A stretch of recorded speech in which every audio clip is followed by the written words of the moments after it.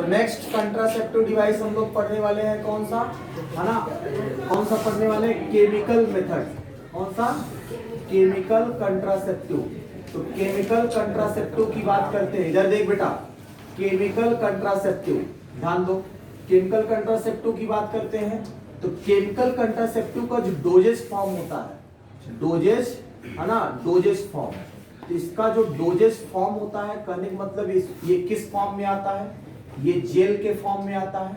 किस फॉर्म में आता है, जेल के फॉर्म में आता है, ठीक ना। और किस फॉर्म में आता है, क्रीम के फॉर्म में आता है। और किस फॉर्म में आता है ना, ऑइंटमेंट, है ना, ऑयल के फॉर्म में आता है। और किस फॉर्म में आता है, सपोजिटरी के फॉर्म में आता है, सपोजिटरी।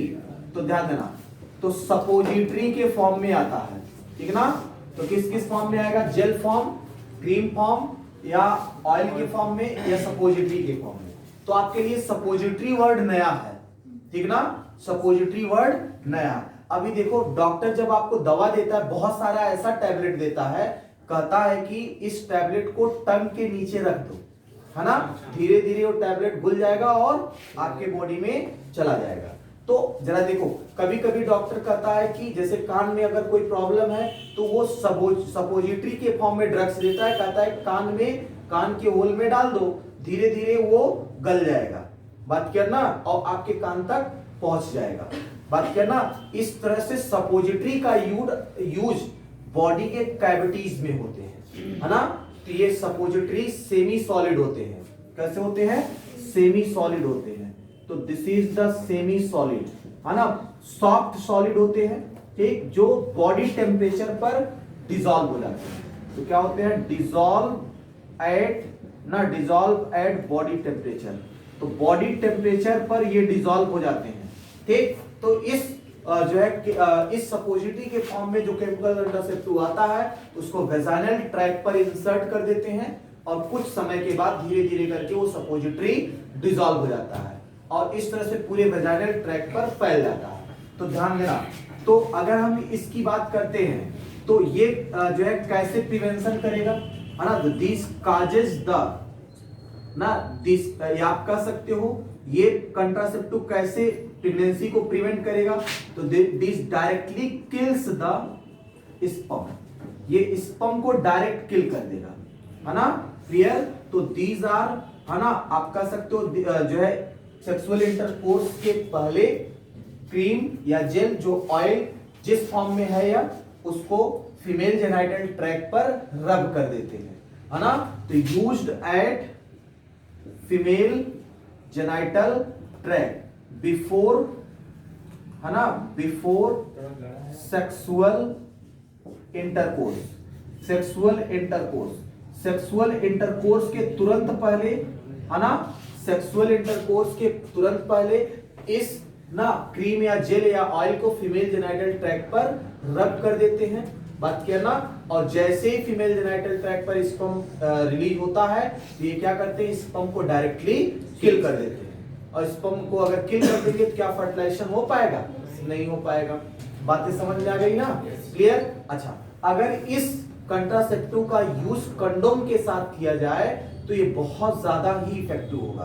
तो these are most effective, these are most effective. ये ज्यादा इफेक्टिव कब होगा, मोस्ट इफेक्टिव, है ना, along with बैरियर मेथड, है ना, along with बैरियर, है ना, along with बैरियर। तो बैरियर कंट्रासेप्टिव के साथ अगर इनको यूज किया जाए, तो ये ज्यादा इफेक्टिव, कंट्रासेप्शन ज्यादा इफेक्टिव होगा। बातें समझ में आ गई, बोले यार। केमिकल कंट्रासेप्टिव कहानी क्लियर हो गई। अब जरा देखो, दूसरा होता है बेटा इमरजेंसी कंट्रासेप्टिव। कौन सा होता है, इमरजेंसी कंट्रासेप्टिव, इमरजेंसी कंट्रासेप्टिव। तो कंट्रासेप्टिव, तो ध्यान देना, ये इमरजेंसी कंडीशन में लिया जाता है। तो इमरजेंसी कंट्रासेप्टिव इमरजेंसी कंडीशन में लिया जाता है, इसीलिए इसको कहते हैं मॉर्निंग आफ्टर पिल, मॉर्निंग आफ्टर, है ना, आफ्टर पिल्स, है ना। तो मॉर्निंग आफ्टर पिल्स के नाम से भी इसको जानते हैं। किस नाम से जानते हैं, morning after pills. This is the emergency contraceptive, clear ना, ठीक, इमरजेंसी कंडीशन में लिया जाता है। है ना। जैसे एक टैबलेट आता है जिसका नाम होता है अनवांटेड 72। तो जरा ध्यान देना, इस सेक्सुअल इंटरकोर्स के 72 घंटे तक इफेक्टिव होता है, इसके बाद यह पिल्स इफेक्टिव नहीं होता है, मतलब काम नहीं करता है। तो आप कह सकते हो ये पिल्स कब तक इफेक्टिव होगा, तो दीज आर इफेक्टिव, है ना, इफेक्टिव बिफोर या अप टू, है ना, up to 72 hour of sexual intercourse. तो सेक्सुअल इंटरकोर्स के 72 घंटे तक ये इफेक्टिव होता है। बात करना ठीक, ये कब तक इफेक्टिव होगा, सेक्सुअल इंटरकोर्स के 72 घंटे तक इफेक्टिव होगा। 72 घंटे के बाद ये पिल्स खाने के बाद कोई ना इसका इफेक्ट नहीं पड़ेगा। क्लियर ना, कंफर्म।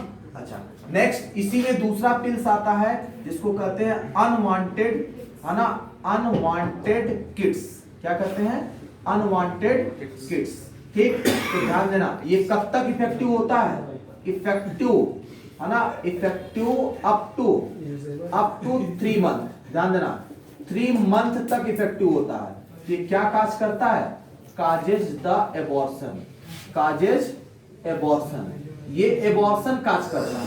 ये इस पिल्स का काम क्या होगा, एबॉर्शन काज करना, है ना। अगर 3 महीने तक की प्रेगनेंसी, सॉरी, ये 1 से 3 महीने तक की प्रेगनेंसी या 3 महीने तक की प्रेगनेंसी को एबॉर्ट कर सकता है, तो ये 5 पिल्स का सीरीज होता है। कितने पिल्स का, 5 पिल्स का सीरीज होता है। इसमें 2 तरह के पिल्स होते हैं, एक मेफिप्रोस्टॉल होता है और दूसरा मीजोप्रोस्टॉल होता है ना। तो ये 4 टैबलेट एक होते हैं और एक टैबलेट एक होता है। बात करना, तो ये 5 पिल्स का सीरीज है। इसमें 2 तरह की दवाइयां होती है, 2 तरह की मेडिसिन होती हैं। तो इसमें मेडिसिन कौन से होते हैं, 2 होते हैं। एक मेफिप्रोस्टॉल होता है, मेफिप्रोस्टॉल होता है, और दूसरा मीजोप्रोस्टोन होता है, मीजोप्रोस्टोन। तो मीजोप्रोस्टोन होता है ना। ये क्या होगा, 5 पिल्स का सीरीज होगा। ठीक, तो इस तरह से ये होता है बेटा इमरजेंसी कंट्रासेप्टिव। क्या होता है, इमरजेंसी कंट्रासेप्टिव। क्लियर ना। अब इसके आगे एक और बच गया जिसको हम कहेंगे सर्जिकल मेथड। क्लियर है ना।